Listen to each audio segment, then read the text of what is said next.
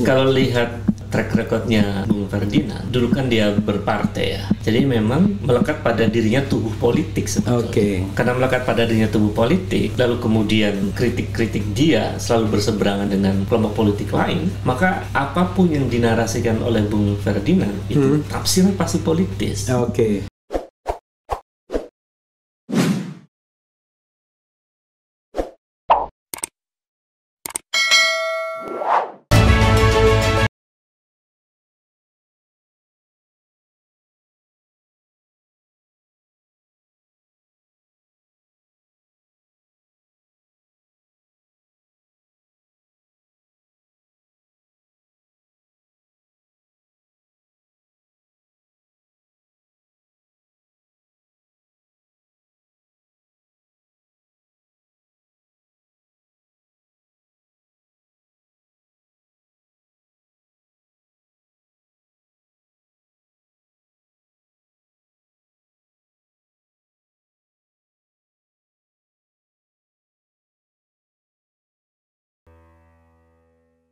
Saya melihat bahwa Bung Ferdinand ini cara memahami agamanya belum utuh sebetulnya. Karena belum utuh, menurut saya sebaiknya tidak membuat narasi-narasi yang menimbulkan persoalan di publik. Apalagi argumennya tidak kuat. Misalnya mungkin Bung Ferdinand tidak memahami satu narasi Al-Quran ya, firman Allah yang ada kalimat Prof. Wahab mungkin ini saya pernah belajar Islam itu ada in tansurullah yang surkum. Jadi jika engkau menolong agama Allah maka Allah akan menolongmu.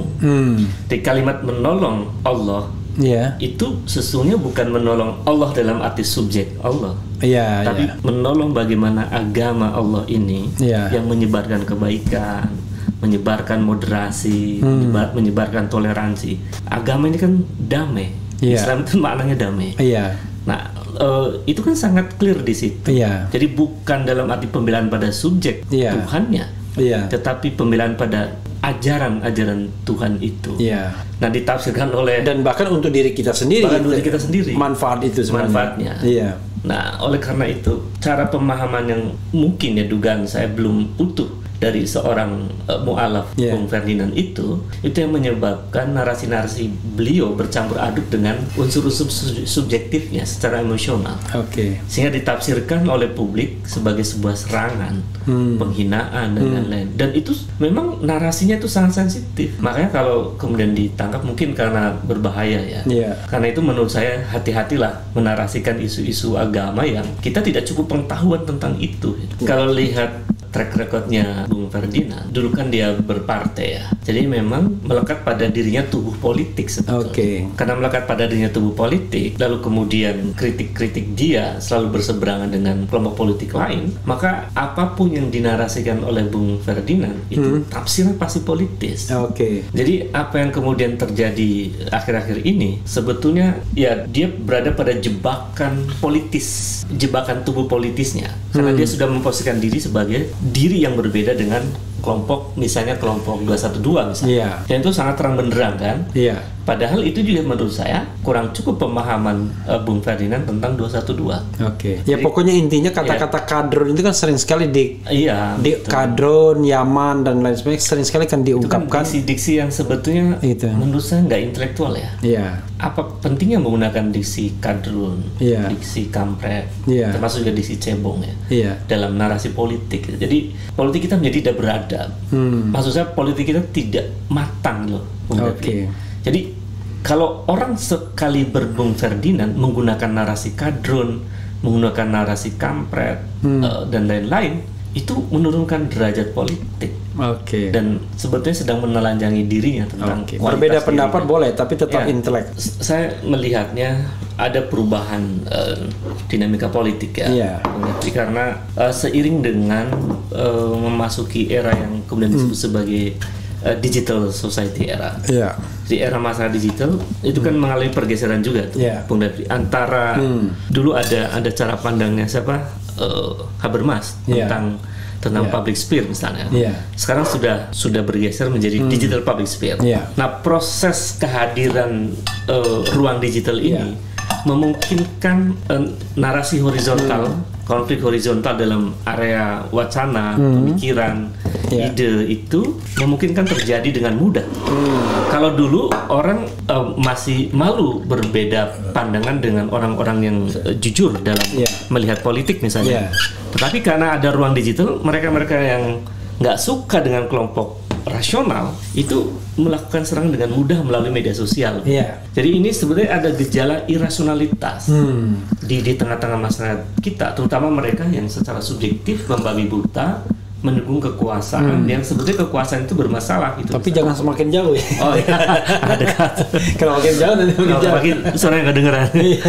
Jadi gejala irasionalitas itu dalam politik biasanya terjadi karena mereka sulit menemukan argumen rasional di dalam melakukan perdebatan politik. I see. Jadi kalau itu yang kemudian mengakibatkan mereka bergeser, tidak lagi menempatkan rasionalitas dalam pikiran-pikiran dalam perdebatannya, tapi bergeser menjadi irasional. Maka yang muncul adalah narasi-narasi subjektif yang menyerang, seperti yang tadi. Seperti Anda misalnya melakukan laporan kepada anak Presiden Jokowi ke KPK.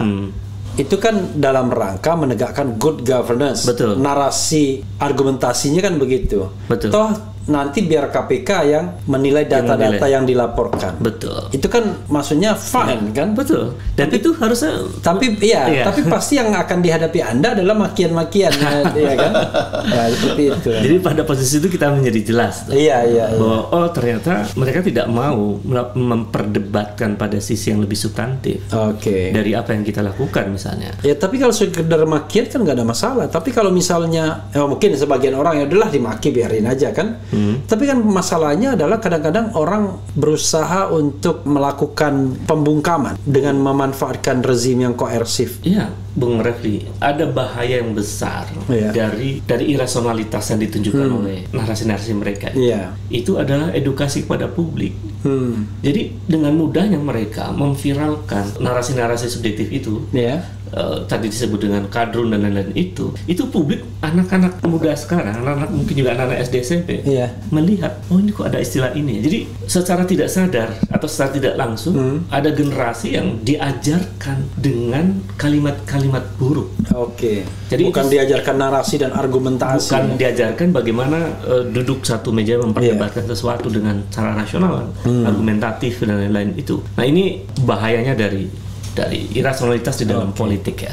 Menurut saya ini pelajaran berharga ya untuk teman-teman yang sering mengkritik atau melakukan serangan terhadap kelompok-kelompok Islam misalnya, bahwa untuk melakukan sebuah upaya seperti Ferdinand itu membutuhkan bekal ilmu pengetahuan yang cukup. Jadi dan di sini juga Bung Refli ada ruang yang memungkinkan negara harus hadir.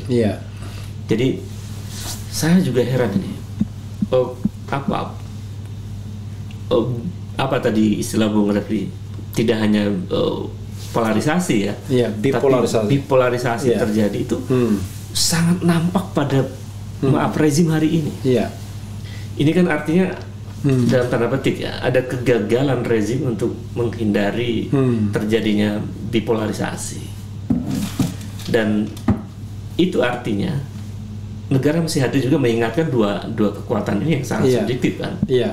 Nah di sisi lain kita mengingatkan orang-orang seperti Bung Ferdinand, tapi di sisi lain juga negara mesti hadir untuk membuat negara ini memang tumbuh secara sehat ya. Antara yang satu dan yang lain. Berbeda boleh, tapi sehat. Betul. Itu kan yang kita bukan kesehatan. Maunya kita pintar dan lebih pintar. Betul. Bukan bodoh lebih bodoh. Kritik dan perbedaan gizi demokrasi. Jadi saya kira itu yang harus ditumbuhkan di negeri kita.